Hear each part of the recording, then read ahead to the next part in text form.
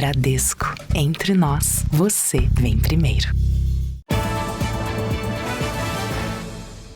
Boa noite. Boa noite.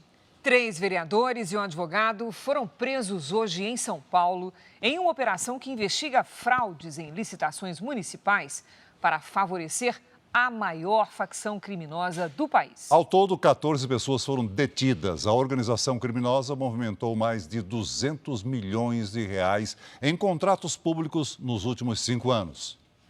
Foram cumpridos 42 mandados de busca e apreensão em prefeituras, câmaras municipais, residências e comércios em mais de 10 cidades nas regiões do Alto Tietê, Litoral e Grande São Paulo. Os agentes encontraram o equivalente a R$640 mil em dinheiro, cheques no valor de R$3,5 milhões de reais, armas, relógios, joias e computadores. A Justiça expediu 15 mandados de prisão temporária de 5 dias.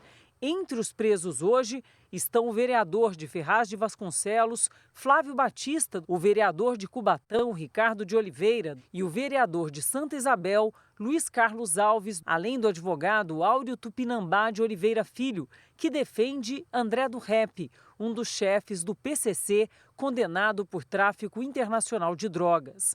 Áureo também tem um cargo na Câmara Municipal de Cubatão. Eles recebiam valores para favorecer as empresas nas prefeituras e câmaras.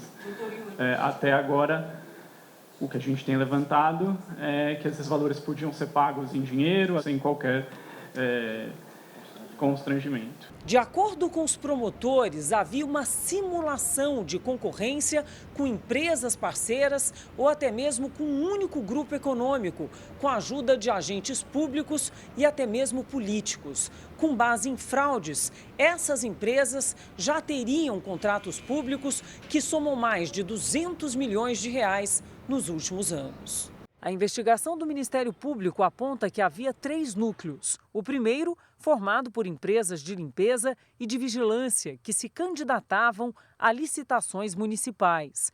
Os chefes desse grupo seriam ligados ao PCC. O segundo, formado por advogados que atuavam para facilitar as fraudes, com supostos pagamentos de propina ao terceiro núcleo, composto por políticos e servidores públicos que escolhiam as empresas para prestar serviço a câmaras de vereadores e prefeituras. Não existe até o momento indicação de vínculo dos vereadores ou dos agentes políticos com a facção criminosa. Há o vínculo das empresas com o PCC. A Prefeitura de Ferraz de Vasconcelos afirmou que não faz intervenções em empresas que participam de licitações. A Câmara Municipal de Santa Isabel disse que se coloca à disposição da Justiça. A Câmara Municipal de Cubatão informou que forneceu todos os documentos solicitados pelas autoridades. Essa é a segunda operação do Ministério Público contra o PCC em uma semana. Hoje, mais um suspeito foi preso nas investigações sobre a relação entre a facção e 2 empresas de ônibus da capital paulista. O esquema teria movimentado R$700 milhões em 2 anos. Os advogados dos vereadores Flávio Batista, do Podemos, Ricardo de Oliveira, do PSD, e Luiz Carlos Alves, do MDB, não responderam aos nossos contatos. Nós não localizamos a defesa do advogado Áureo Tupinambá de Oliveira Filho. Ao menos 6 pessoas foram presas nas últimas horas pela polícia em São Paulo, suspeitas de participar de roubos e furtos de celulares. Eles costumavam agir numa das maiores estações de trem e metrô da capital. Policiais identificaram um esquema de furto e receptação de celulares. Os criminosos se aproveitavam da lotação nas plataformas da Estação da Luz para agir. A polícia apreendeu 9 aparelhos e prendeu 4 suspeitos. Essas pessoas, elas trabalham nessa região central, bem como receptando os aparelhos e também realizando a subtração daqueles trabalhadores, de estudantes que transitam na área central. Também no centro de São Paulo, o comportamento de 2 homens dentro de um carro despertou a atenção dos policiais militares. Durante a abordagem, foram encontrados 55 telefones roubados. 17 mil reais em dinheiro, cartões e máquinas de pagamento. Um dos suspeitos estava hospedado num quarto de hotel, onde foi apreendida uma pistola de uso restrito. De acordo com as investigações, os celulares furtados e roubados em São Paulo têm 4 destinos principais: a revenda de peças no mercado paralelo, o repasse do aparelho já desbloqueado para outros estados, o envio para o exterior e o acesso de dados pessoais para aplicação de golpes. Nos 2 primeiros meses do ano, o estado de São Paulo registrou mais de 40 mil casos de roubos e furtos de celulares, número 17% menor que o mesmo período do ano passado. Nos últimos 15 meses, foram recuperados 6 mil celulares e 743 criminosos foram presos. O celular ele passou a ser um objeto de desejo e ele tem uma grande procura e, em virtude disso, acaba tendo um grande campo para comercialização. Veja agora outros destaques do dia. Dólar registra alta pelo 5º dia seguido e fecha no maior valor em 13 meses. Presidente Lula classifica como inaceitável a invasão da embaixada mexicana no Equador. Polícia descobre desmanche de caminhões roubados e suspeito é preso. Operação desmonta a quadrilha que enviava cocaína em casco de navios. Depois de ataque, Israel quer que países aliados aumentem sanções ao Irã.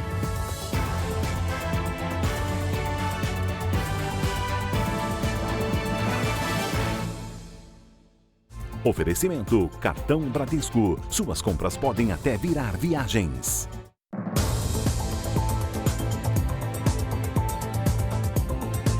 Em São Paulo, foi descoberto um cemitério de vans e caminhões roubados numa região de mata de difícil acesso. O Jornal da Record acompanhou o Grupo Especial de Policiamento Ambiental nas buscas por integrantes da quadrilha. Um homem foi preso em flagrante. As viaturas chegam somente até esse trecho e ficam para trás. Daqui para frente, só a pé. Os agentes da Polícia Militar Ambiental procuram os criminosos dentro da mata. O caminho pela trilha é para surpreender os integrantes da quadrilha. O terreno é íngreme e escorregadio e fica na área limite entre São Paulo e Ferraz de Vasconcelos, na região metropolitana. Após alguns minutos, chegamos a uma clareira onde encontramos carcaças de vans e de caminhões. Bom, nós chegamos nesse local aqui agora que a imagem impressiona. É um verdadeiro cemitério de veículos pesados. A gente consegue observar, olha só, são carcaças de veículos que foram largados aqui no meio do mato. Pelas características aqui, a gente já vê muitos veículos já enferrujados, grande parte caminhões de carga. Na identificação de alguns veículos que a gente tem aqui já, são veículos que geralmente eles sequestram os motoristas e os ajudantes desses veículos, né? Esses indivíduos eles são levados para outros lugares e o veículo ele é desmanchado e queimado aqui nesse mesmo local. Eles vêm em um grupo tirar as melhores peças, né? As peças com alto valor no mercado. E aí, posterior, eles queimam os veículos. E essa é a trajetória deles, né? A gente está escutando aqui um barulho de batida. Então, muito possivelmente, existem criminosos aqui no local. A gente vai andando com toda a calma e cautela para não chamar a atenção deles. Bom, aparentemente, os policiais abordaram um homem aqui no local. A gente vai saber agora se ele é suspeito, mas só de estar aqui no local existe a possibilidade dele fazer parte da quadrilha. Esse homem foi preso em flagrante, retirando uma peça de alumínio de um veículo abandonado. Ele alegou que mora e trabalha na região e que não faz parte do desmanche. Nós demos a voz de prisão para ele, né, e ele vai ser conduzido até a delegacia. A grande maioria desses veículos aqui foram alvos de crimes, né, tenente? Ó, ele já conseguiu identificar pela placa que está ali. Veículo roubado. A gente acabou de constatar aqui que é um veículo produto de roubo, né? Esse caminhão aqui foi produto de roubo. Vai ter que ser feito um trabalho integrado aqui entre polícia e prefeitura municipal, né? Para poder retirar esses veículos daqui. A prefeitura ela dispõe de equipamentos, de maquinário, de homens, né? Para poder retirar esse tipo de material que está depositado aqui, que de forma indireta acaba sendo um dano também ao meio ambiente, né? Um laudo concluiu que a advogada acusada de matar o ex-sogro e a mãe dele em Goiás não sofre de transtornos mentais. A junta médica responsável pelo documento afirma que ela planejou cuidadosamente como envenenar as vítimas. O laudo foi feito pela junta médica do Tribunal de Justiça de Goiás, a pedido da própria defesa de Amanda Partata Mortosa, de 31 anos. No documento, médicos e psicólogos destacam que a acusada não apresenta qualquer limitação cognitiva ou problemas mentais. O texto indica ainda um quadro emocionalmente instável, com transtorno de personalidade e traços comportamentais antissociais. A junta médica entendeu que Amanda tinha total compreensão do crime que cometeu. De acordo com os profissionais que ouviram a acusada, ela planejou e tomou os cuidados necessários para não ser descoberta. Eles descartaram ainda a necessidade de internação em um hospital psiquiátrico. A acusada de matar o ex-sogro, Leonardo Pereira Alves, e a mãe dele, Luzia Tereza Alves, Amanda está presa desde o fim do ano passado. Segundo a polícia, ela ofereceu aos dois um bolo envenenado. Para a junta médica, a advogada disse que também iria ingerir o doce, mas que o ex-sogro comeu durante uma distração. A própria mãe da acusada chegou a afirmar que a filha sempre deu trabalho, que é mentirosa e que ela própria acredita na versão dela. A defesa de Amanda não se manifestou sobre o laudo. Este advogado é primo das vítimas e assistente de acusação. Ele conta que a conclusão da junta médica não surpreende. Os peritos trazem isso muito bem definido, declarado por uma junta médica, de que ela sabe e sabia naquele momento que ela estava, assim, executando um crime bárbaro que chocou toda a sociedade e que ela tem que responder por isso. A polícia investiga a morte de um homem numa festa de música eletrônica no Rio de Janeiro.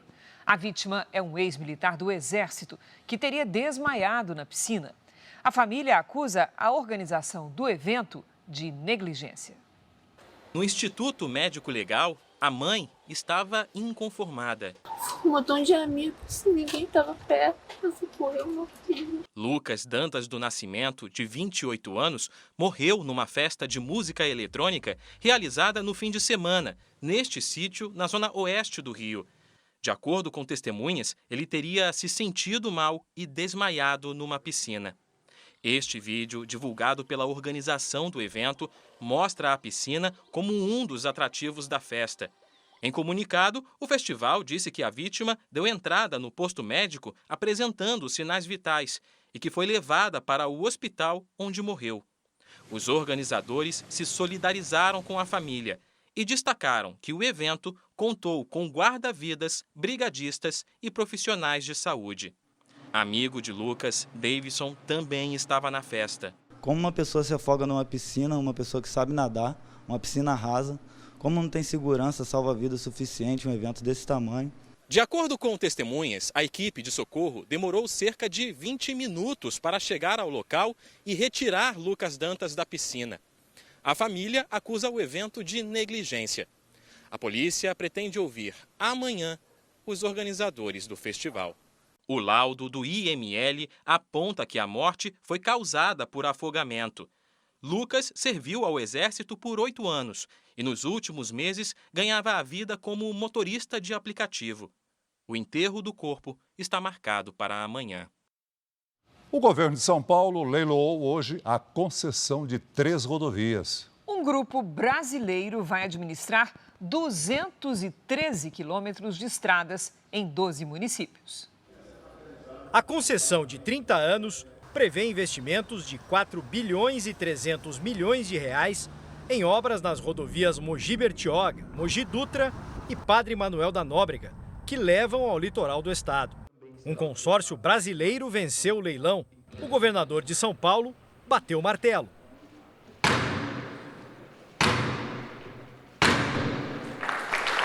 Além do faturamento com a cobrança de pedágio, a concessionária que vai administrar as 3 rodovias também receberá uma contrapartida financeira anual do estado. O governo definiu no leilão um valor máximo a ser pago e a empresa vencedora foi a que ofereceu o maior desconto para esses repasses. um percentual de 10,17%. O governo de São Paulo pretende fazer 44 leilões de privatização até o fim de 2026. O projeto nosso de parceria de investimento está andando. No segundo semestre nós temos também alguns leilões que vão acontecer e aí nós vamos tocando aí o nosso programa de infraestrutura conforme a gente planejou. Hora da previsão do tempo. Municípios da Bahia e do Rio Grande do Sul já registraram em poucas horas metade da chuva esperada para todo o mês. Então vamos conversar com a Lidiane Sayuri. Oi, Lid, boa noite. Chuvarada, hein? Vai continuar? Continua sobre a Bahia. Cris, boa noite para você. Boa noite, Celso. Boa noite a todos. Neste momento, chove forte em vários estados do país. Amanhã, a frente fria avança e chega à noite à região sudeste. Tem previsão de tempestades do Rio de Janeiro até o Amazonas. Nas capitais, São Paulo, Manaus e Campo Grande, o volume de chuva pode causar transtornos. Na região nordeste, o calor e a umidade formam nuvens de temporais. Salvador, Natal, Fortaleza e São Luís ficam em alerta para enchentes e deslizamentos. Os cenários mais preocupantes estão na Bahia e no Maranhão, pela condição do solo já bastante encharcado. Sol sem chuva nas áreas claras do mapa. Porto Alegre segue como capital mais fria, com 22 graus à tarde. Em São Paulo, em Aracaju, faz até 30. Em Cuiabá, 29 e até 33 em Belém. No Rio de Janeiro, esquenta até os 34 e à tarde tem pancadas. Na quinta e na sexta, a chuva aperta e a temperatura cai, faz até 26. No sábado, tempo firme com 28. Tem tempo delivery para o Daniel da cidade de Itabaiana, na Paraíba. Tem sim, olha só, Daniel aqui na tela, boa noite. Quarta-feira abafada com 32 graus e pancadas. Na quinta e na sexta, máxima de 34 com chuva fraca. O Carlos é de Conservatória, distrito de Valença, no Rio de Janeiro. Opa, Carlos, boa noite. Para você, a quarta será com temporais e máxima de 29. Na quinta e na sexta, o sol aparece tímido, pode chover a qualquer hora. A temperatura não deve passar dos 23, 24 graus. Previsão personalizada para qualquer cidade do Brasil e do mundo é aqui no Tempo Delivery. Mande seu pedido pelas redes sociais com a hashtag #VocêNoJR. Cris, Celso. Valeu, Lid. Até amanhã, Lid.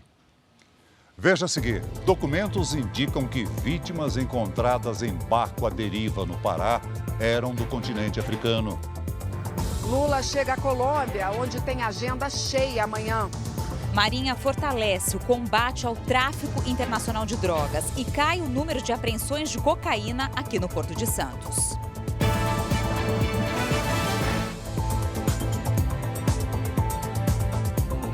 Foram levados hoje para o Instituto Médico Legal de Belém os 9 corpos encontrados numa embarcação à deriva no Pará. Documentos encontrados no barco apontam que as vítimas são da Mauritânia e do Mali, países da África. A Polícia Federal investiga o que provocou as mortes. Técnicos trabalham na identificação dos corpos. A suspeita é que, após ficar à deriva no Oceano Atlântico, os estrangeiros possam ter morrido de fome e sede. Os investigadores também acreditam que pelo menos 25 pessoas estivessem na embarcação, já que foi encontrado exatamente esse número de capas de chuva no barco. Outro detalhe divulgado hoje é que a viagem começou possivelmente após o dia 17 de janeiro. O presidente Lula viajou no final da tarde para a Colômbia e deve desembarcar na capital, Bogotá, às 10 da noite, hora de Brasília. Antes, Lula classificou como inaceitável a invasão da polícia do Equador à Embaixada do México em Quito e afirmou que o governo equatoriano deve pedir desculpas ao México. A declaração foi dada numa reunião virtual dos chefes de Estado da CELAC, a comunidade dos países latino-americanos e caribenhos. O presidente Lula criticou a invasão da Embaixada do México pelas Forças Armadas do Equador no início do mês. O que aconteceu em Quito no último dia 5 é simplesmente inaceitável. Um pedido formal de desculpa por parte do Equador é o primeiro passo na direção correta. O presidente mexicano López Obrador pediu que os mais de 30 países da CELAC se juntem à denúncia contra o Equador, apresentada pelo México à Corte Internacional de Justiça. A Corte Internacional de Justiça. O governo do Equador justifica que a invasão foi para prender o ex-vice-presidente Jorge Glass, que estava refugiado no local. Glass foi condenado por corrupção. De Brasília, Lula viajou para Bogotá. O presidente Lula tem uma agenda extensa amanhã aqui na Colômbia, que inclui um encontro com o presidente Gustavo Petro e a inauguração da Feira Internacional do Livro de Bogotá. É o principal evento cultural da Colômbia e o Brasil vai ser homenageado neste ano. A previsão é de que Lula e o presidente colombiano Gustavo Petro assinem acordos bilaterais, como o de desenvolvimento sustentável para a Amazônia, e também debatam a situação das eleições na Venezuela.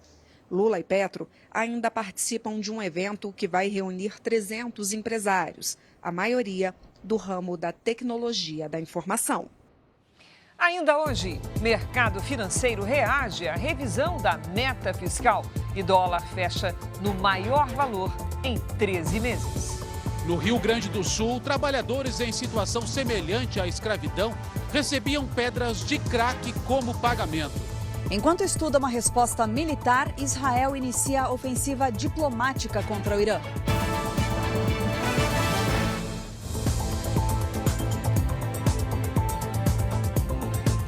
A Marinha, a Receita e a Polícia Federal fizeram uma operação conjunta contra o tráfico internacional de drogas nos portos do país. Mergulhadores fiscalizam navios em busca de drogas escondidas no casco das embarcações. Mercadorias são inspecionadas com a ajuda de cães farejadores. Primeiro, quebra-se o lacre. Depois, abre-se uma fresta. Os cães farejadores entram em ação, à procura de drogas nos contêineres. Geralmente, o cão ele tem a indicação passiva ou ativa. A indicação passiva, o cão ele fica sentado ou deitado, e na indicação ativa, ele late ou ele arranha. Essa foi mais uma ação conjunta da Receita Federal com a Marinha do Brasil.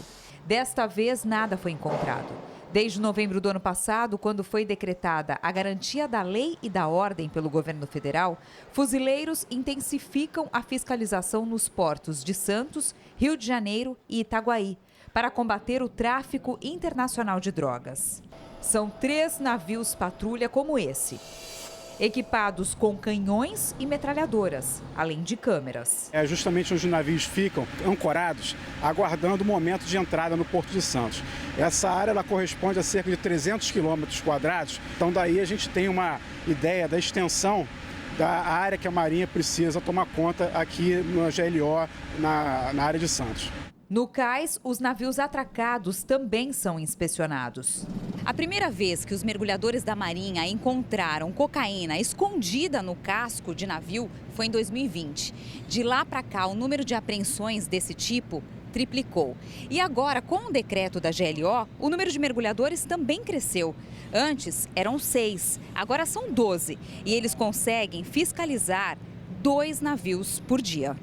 De acordo com a Marinha, o aumento da fiscalização ligou um alerta e fez com que traficantes buscassem novas estratégias. O número de apreensões começou a cair no Porto de Santos, o maior do país. Em 2022, foram mais de 16 toneladas. Ano passado, quase 9 toneladas. E este ano, até agora, menos de 300 quilos. Desses, 212 estavam no casco deste navio e foram flagrados no início desse mês pelos mergulhadores. Isso é uma maneira também de embaraçar o crime organizado, dificultar as suas conexões. Ele tem que novamente restabelecer conexões para continuar com a atividade ilícita dele. Então é uma forma de dificultar, sim, as ações nos portos da GLO. Nesta terça-feira, a Polícia Federal prendeu 10 pessoas suspeitas de enviar cocaína para países da Europa usando o porto de Rio Grande, no Rio Grande do Sul. Durante a operação, materiais usados na produção da droga foram apreendidos. Em Goiânia, uma operação da Polícia Federal e da Receita Federal prendeu um suspeito de integrar uma quadrilha que contrabandeava produtos eletrônicos. Foram cumpridos ao todo 18 mandados judiciais. Os alvos são suspeitos de importar produtos ilegalmente do Paraguai. Somente as apreensões de celulares durante a investigação totalizaram 4 milhões de reais. Foi identificado ainda que 2 milhões de reais deixaram de ser pagos em impostos federais. 3 homens foram resgatados hoje no Rio Grande do Sul, enquanto eram mantidos em condições semelhantes à escravidão. Eles trabalhavam numa pedreira clandestina e recebiam pedras de crack como pagamento. A operação aconteceu em Taquara, a 70 quilômetros de Porto Alegre. 6 pessoas envolvidas na exploração ilegal de pedras e na utilização da mão de obra similar à escravidão foram presas. Entre elas, o homem que é apontado como aliciador. Cães farejadores também foram usados nas buscas. A investigação aponta que o esquema era mantido por traficantes da região. Empresários da cidade também são investigados. As vítimas foram encontradas em alojamentos improvisados, sem condições de higiene e sem acesso à alimentação. Locais insalubres, desumanos, degradantes, né? Que, enfim, atentam contra a própria dignidade dessas pessoas. Segundo a polícia, além de serem mantidos em condições de trabalho degradantes, os funcionários não podiam deixar o lugar e não tinham direito a salário em dinheiro. O pagamento era feito em pedras de crack. Conversas interceptadas comprovam o uso da droga como forma de atrair e obrigar os dependentes químicos a permanecerem no lugar. Em áudio, as pedras de crack são citadas como vitaminas. Ô gordo, os guris estão perguntando se tu já vai vir. Eles estão só pelas vitaminas. Não é pra ela dar bagulho pra ninguém. Eu já deixei de bagulho pra eles carregar o caminhão. Entre os presos está um casal. Segundo a investigação, eles eram os responsáveis pela pedreira. No local, a polícia encontrou as pedras de crack que seriam utilizadas como pagamento. O deputado federal Glauber Braga, do PSOL do Rio de Janeiro, agrediu e expulsou da Câmara dos Deputados um influenciador digital ligado ao movimento Brasil Livre. Visivelmente irritado, Braga empurra Gabriel Costenaro pelas dependências do anexo 3 da Câmara. O influenciador do MBL estava na casa para acompanhar uma discussão sobre a regulamentação da atividade de motorista de aplicativo. A confusão continuou do lado de fora e o deputado chegou a chutar o rapaz. Antes das agressões, Glauber Braga já havia se desentendido com o deputado Kim Kataguiri, do União Brasil. Os dois chegaram a trocar empurrões. Após a confusão, Kim Kataguiri disse que entrará com um pedido de cassação do deputado do PSOL no Conselho de Ética da Câmara, além de acionar a Justiça. Nas redes sociais, Glauber Braga tentou se justificar. Ele disse que foi provocado e intimidado e que por isso reagiu. O Senado aprovou em 2 turnos a proposta de emenda à Constituição que criminaliza a posse de qualquer quantidade de droga. A Tainá Farfan acompanhou a votação. Boa noite, Tainá. Oi, Celso. Uma excelente noite para você, para a Cris e para quem está acompanhando a gente aqui no Jornal da Record. Pois é, essa PEC das drogas, como ela é chamada, foi aprovada agora há pouco aqui no plenário do Senado Federal, onde eu estou nesse momento, e com placar apertado. Foram 53 votos a favor, 9 contra em primeiro turno e 52 votos sim e 9 não em segundo turno. Apenas o PT orientou a bancada a votar contra. Essa proposta de emenda à Constituição, ela rompeu um costume aqui no Senado por ser de autoria do próprio presidente, né, o senador Rodrigo Pacheco. A expectativa era ver a casa cheia, mas a votação foi aberta com 62 dos 81 senadores em plenário. A proposta é vista pelos parlamentares como uma resposta ao Supremo Tribunal Federal, que também está deliberando sobre o tema, mas de forma contrária. O STF discute a descriminalização do porte de maconha para uso pessoal. A tendência, Celso, é que o governo judicialize esse assunto, essa pauta, depois de finalizar a discussão aqui no Congresso Nacional. E agora, essa proposta de emenda à Constituição segue para apreciação na Câmara dos Deputados. Celso, Cris. Obrigado, Tainá. O Conselho Nacional de Justiça adiou a análise da atuação do senador e ex-juiz federal Sérgio Moro na Operação Lava Jato.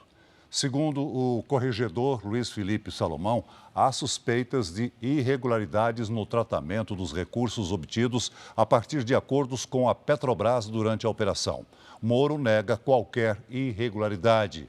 Luiz Felipe Salomão separou as ações de Moro e da juíza Gabriela Hard, como também dos 3 desembargadores do Tribunal Federal da 4ª Região, alvos da ação.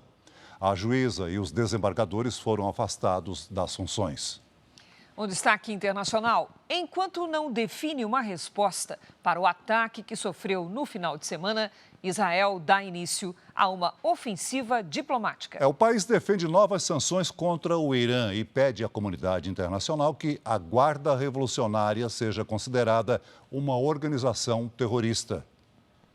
Estes são restos de um dos mais de 100 mísseis balísticos lançados pelo Irã contra o território israelense no último sábado. O artefato caiu no Mar Morto. Se os mísseis tivessem atingido Israel, a região teria consequências perigosas. Nós vamos responder quando e da maneira que decidirmos, disse o porta-voz do Exército, Daniel Hagari. Os iranianos também recorreram a drones com explosivos e mísseis de cruzeiro, que alcançam longas distâncias. Mas as forças israelenses abateram 99% do arsenal lançado. O Gabinete de Guerra de Israel se reuniu hoje, mais uma vez, para decidir que ação tomar contra o Irã. O chefe do Comitê de Relações Exteriores do Parlamento israelense disse que espera que a resposta de Israel coloque um ponto final aos ataques. Várias opções estão na mesa. Vamos deixar claro que Israel vai se defender sempre que necessário de qualquer ameaça, disse Yuli Edelstein. Já o presidente do Irã afirmou que, em caso de um contra-ataque, a ação contra Israel será severa e dolorosa. Enquanto não define uma resposta militar, Israel começa uma ofensiva diplomática, pedindo a 32 países que adotem sanções contra o programa nuclear iraniano. O ministro das Relações Exteriores, Israel Katz, também quer que as autoridades internacionais passem a considerar a Guarda Revolucionária Iraniana uma organização terrorista. No fim da noite, as forças de defesa de Israel disseram que ataques aéreos no sul do Líbano mataram 3 combatentes do Hezbollah, incluindo 2 comandantes do grupo terrorista. No conflito na faixa de Gaza, o grupo terrorista Hamas anunciou que agora está disposto a libertar apenas 20 reféns, em vez dos 40 sugeridos anteriormente, para um acordo de cessar-fogo. Uma fonte do governo israelense disse que a nova proposta representa um retrocesso significativo nas negociações por uma trégua na região. O presidente de Israel, Isaac Herzog, recebeu a comitiva da Confederação Israelita do Brasil em Jerusalém. Em um vídeo ao lado do presidente da entidade, Cláudio Lottenberg, ele afirmou que o governo está combatendo o mal e agradeceu o apoio da comunidade brasileira. Veja a seguir. Incêndio destrói torre do século XVII da antiga Bolsa de Valores da Dinamarca. Disputa entre traficantes muda a rotina de moradores no subúrbio de Salvador. Senadores e deputados ouvem em um único dia 3 ministros do governo.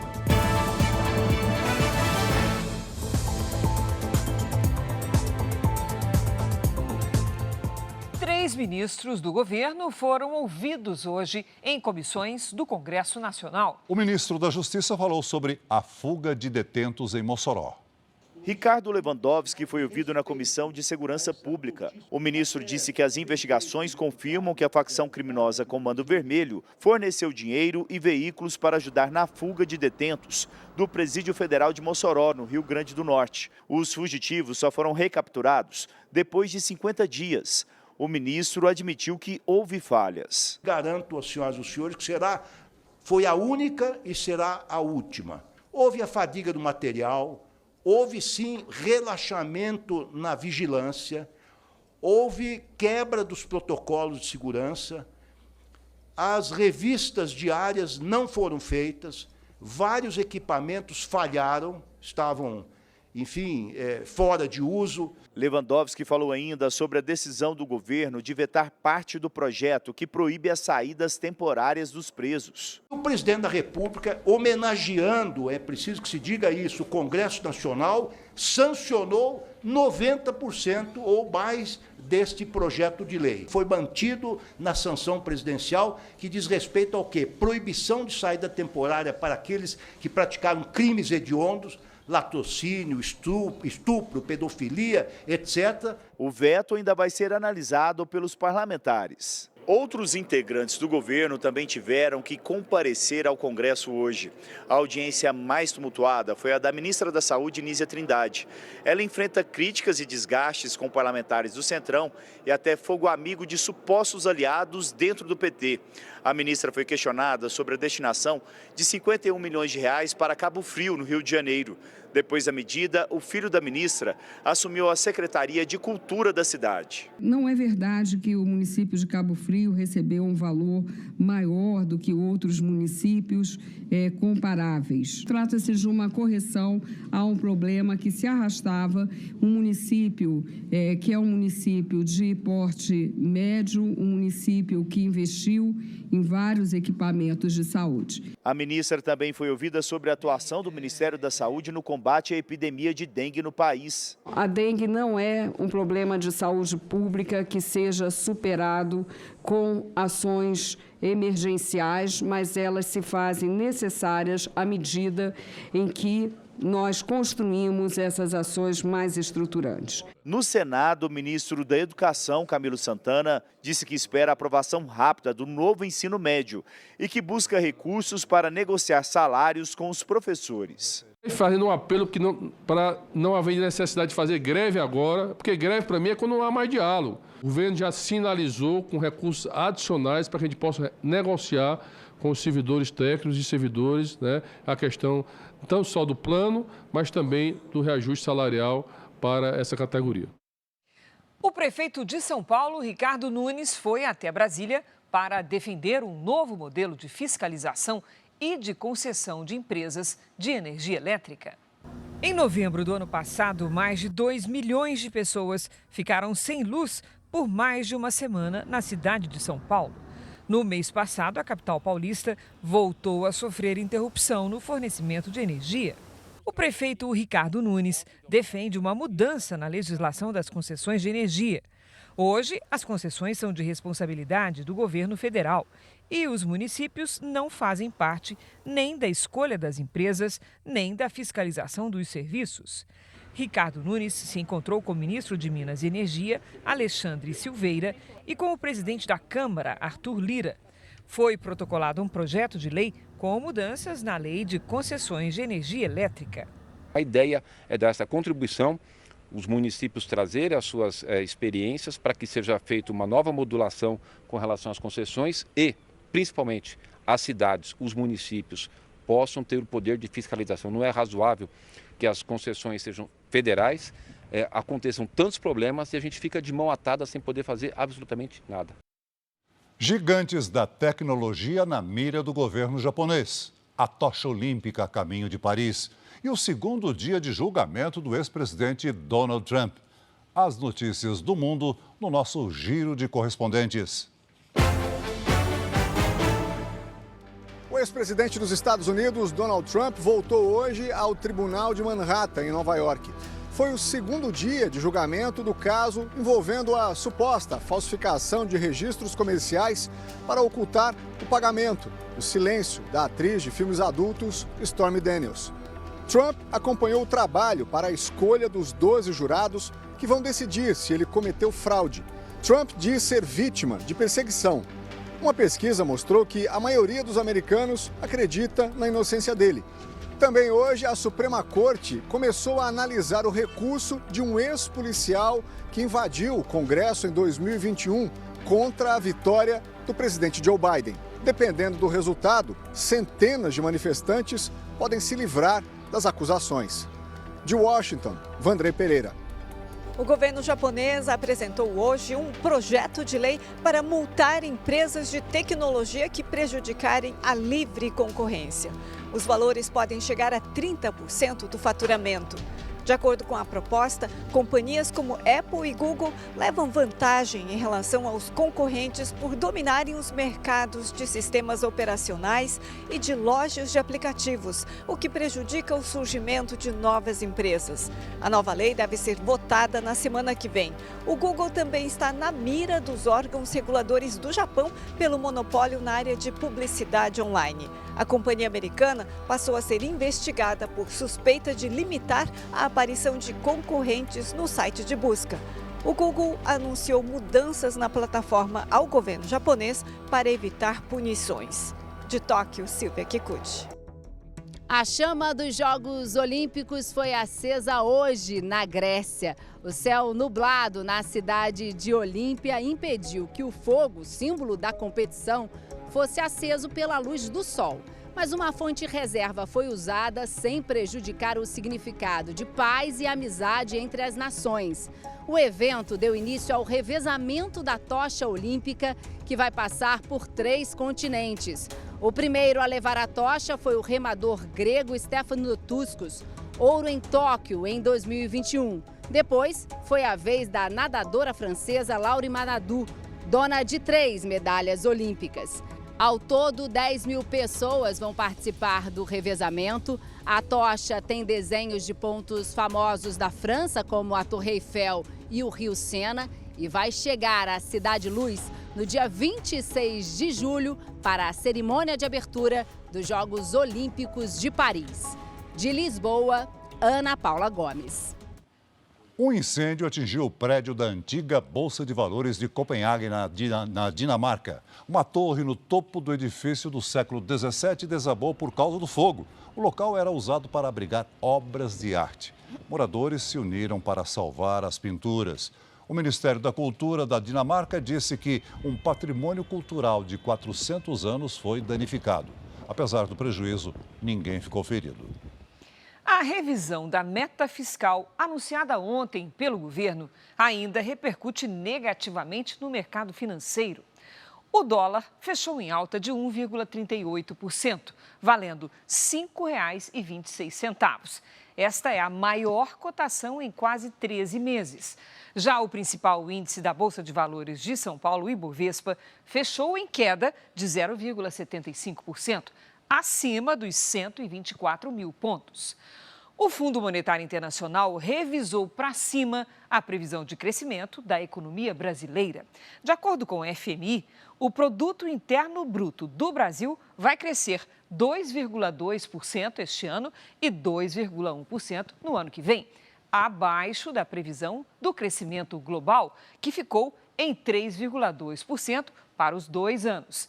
Já a economia da China deve avançar 4,6% em 2025 e 4,6% em 2024, 4,1% em 2025. E os Estados Unidos, neste ano, vão para 2,7% e depois 1,9% no ano que vem. No caso do Brasil, a previsão do FMI para o crescimento da economia subiu até 0,5 ponto percentual por causa da estabilidade fiscal e da queda dos juros. Tomou posse hoje em São Paulo o novo Procurador-Geral do Estado. Paulo Sérgio de Oliveira e Costa, nomeado pelo governador Tarcísio de Freitas, foi o terceiro colocado na lista de votos do Ministério Público Estadual. Com 38 anos de carreira, o novo Procurador-Geral de Justiça de São Paulo já dirigiu a antiga FEBEM, hoje Fundação Casa, no governo de Geraldo Alckmin. Ele também foi secretário de Assistência e Desenvolvimento Social na gestão de Gilberto Kassab na Prefeitura da capital. O chefe do Ministério Público tem mandato de 2 anos e é o responsável por eventuais investigações de autoridades no Estado. O novo Procurador-Geral de Justiça disse que não é mais possível aceitar que os poderes constituídos sejam desafiados por criminosos e que, por isso, pretende aprofundar o combate ao crime organizado. O Ministério Público, na minha gestão, a exemplo do que foi feito na gestão anterior, vai aprofundar essas ações de inteligência, de estratégia, né, que são as ações mais importantes. Nós vamos ser e continuar a ser parceiros dos poderes públicos e principalmente da sociedade, numa atuação mais eficiente. Militares da França realizam exercícios conjuntos com a Marinha do Brasil no Rio de Janeiro. Cerca de 800 militares franceses participam das atividades neste ano. Desde fevereiro, os navios realizam uma rota que vai do Mediterrâneo até o Oceano Atlântico, passando pela América do Sul, Oceano Pacífico, América Latina e Caribe. A ação dá continuidade à parceria militar e naval que foi estabelecida entre os 2 países em 2008.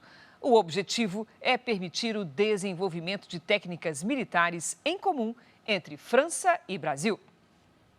Em Salvador, mais um dia de confrontos atrapalhou a rotina de 80 mil moradores de uma região onde duas facções disputam território. A polícia ocupa a área. Ruas vazias, escolas sem aulas e comércio de portas baixadas, por ordem dos traficantes. Tô voltando para casa, viu? Estão dizendo que vão tomar tudo hoje. Já deram ordem até de fechar o comércio. 80 mil moradores de 3 bairros da periferia de Salvador tiveram a rotina alterada por causa da violência. Já são 5 dias de enfrentamento entre duas facções rivais, Comando Vermelho e Bonde do Maluco. Na guerra do tráfico, os criminosos fortemente armados expulsam os moradores de casa para dominar o território. Com imagens de satélite, a Agência Brasileira de Inteligência, ABIN, produziu um mapa detalhado com as ações das facções em Salvador. O documento foi entregue à Secretaria de Segurança Pública do Estado.